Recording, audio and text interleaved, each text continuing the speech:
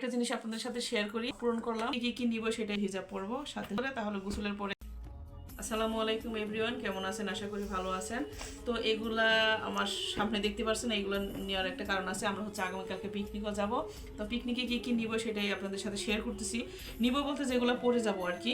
আমি হচ্ছে এই জামাটা পরে যাব, আর যেটা হচ্ছে ওড়না, আর এটা হচ্ছে জামা। এই জামাটা পরে যাব, আর এই হিজাবটা দিব, যেহেতু হিজাব পরবো। সাথে হচ্ছে এই ব্যাগটা থাকবে। আর এগুলো হচ্ছে আমার ছেলের জন্য।